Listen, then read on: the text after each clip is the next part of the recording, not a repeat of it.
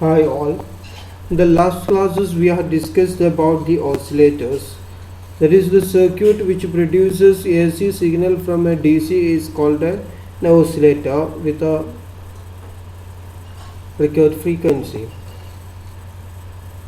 And we have discussed about the oscillatory circuits which contains a parallel combination of inductor and capacitors, and if we are using the inductor and capacitor as the tank circuit, which is called an LC oscillators.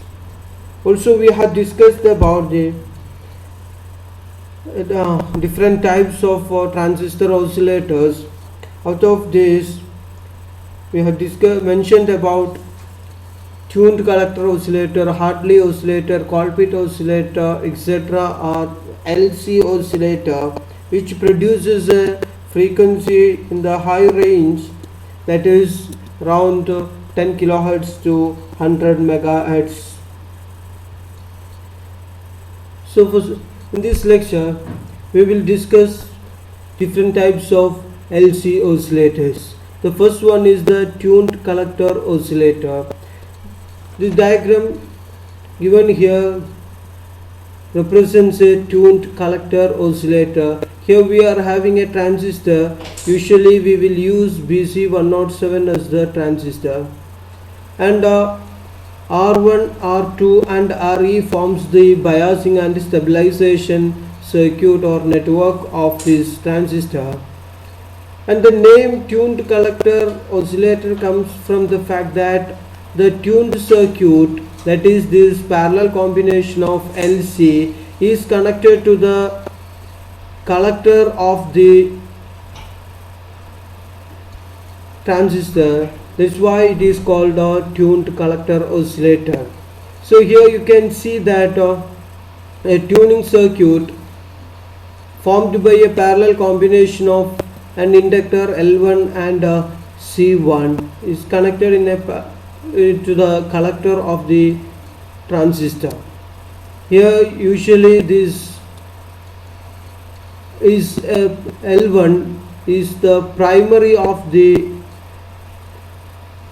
a transformer, and L2 is the secondary of the transformer. Here the induced EMF on the L2 will be fed back to the base or the input of the circuit, and which serves as a feedback voltage here. So the induced voltage on the secondary of the transformer provides the required feedback voltage in this case. So this is the overall structure of the circuit of a tuned collector oscillator. You can see that this circuit is exactly resembles to that of a common emitter transistor amplifier with a voltage divider biasing. Instead of the collector resistance, we are having a tuning circuit or the tank circuit, and the feedback is given through the transformer, and the induced voltage in the secondary of the transformer appears as the feedback voltage. And you can see two capacitors, C across the resistance R2 and CE across the resistance RE forms the bypass capacitors in this case. You know the purpose of using the emitter bypass capacitor across the emitter resistance.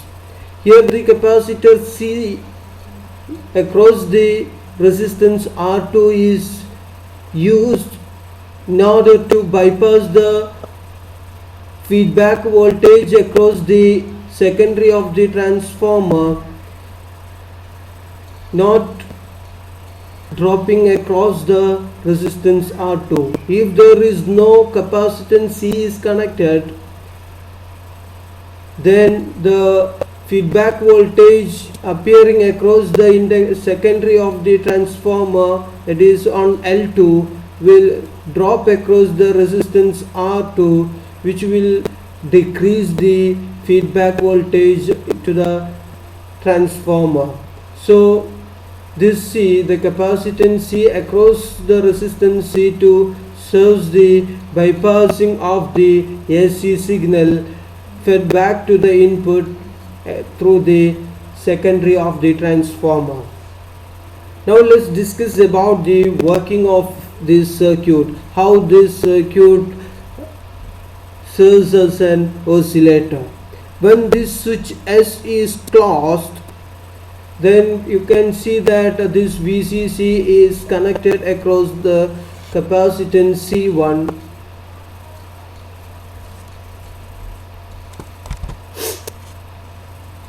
Then the capacitor C1 charges, that is when S is closed, capacitor C1 is charged to the maximum value. When the charging of the capacitor C1 is complete, it will start to discharge through the inductor L1. So C1 discharges through the inductor L1. So this charging and discharging of the capacitor produces a alternating voltage in this tank circuit, which will induce a voltage in the secondary of the transformer L2. So C1 discharges through L1, which induces voltage L across L2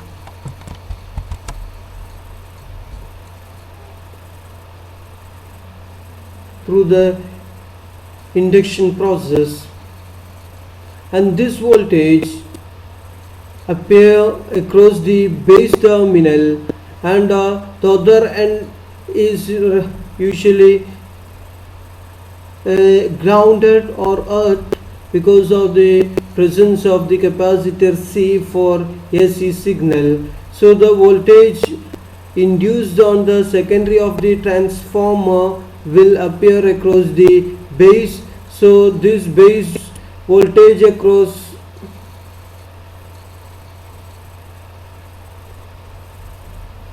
this will appear across base emitter junction, which will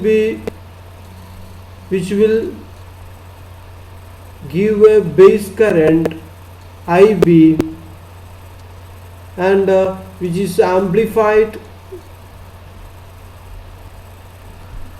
beta IB times, and appears across the collector as the collector current,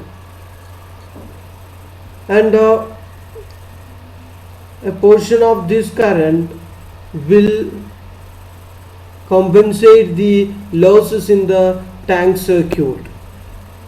So this is the way a tuned collector oscillator is working. Now you know that this circuit, that is the transistor circuit,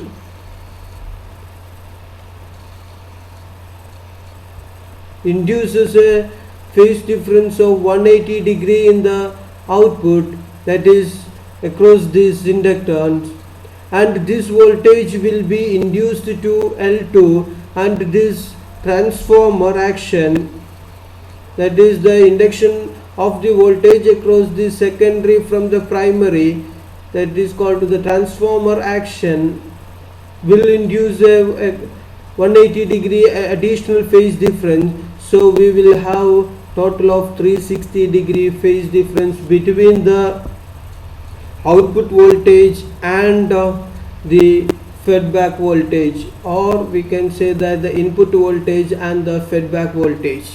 So since the input voltage and the feedback voltage are having a 360 degree phase difference, we can say that a positive feedback is employed here.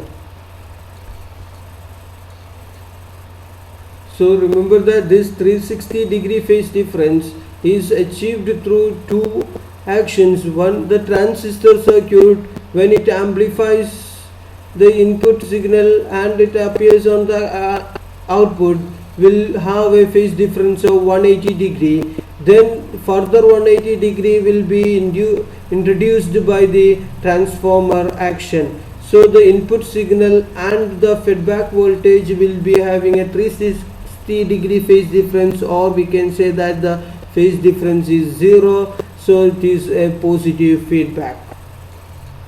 So this circuit provides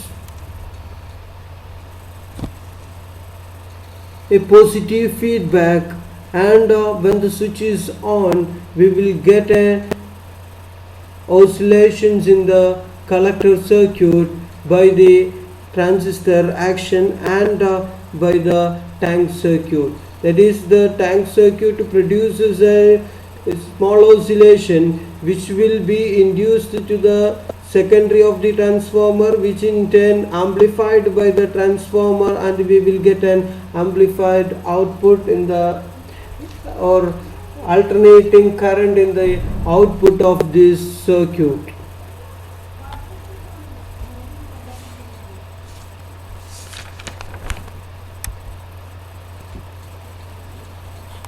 The frequency of the oscillation f is given by f is equal to 1 by 2 pi root L1 C1. Remember this, because L1 C1 forms the tank circuit, so here L1 and C1 forms the tank circuit. So the frequency of oscillation of this circuit is given by f is equal to 1 by 2 pi root L1 C1. So that's all about the tuned collector oscillator. Thank you.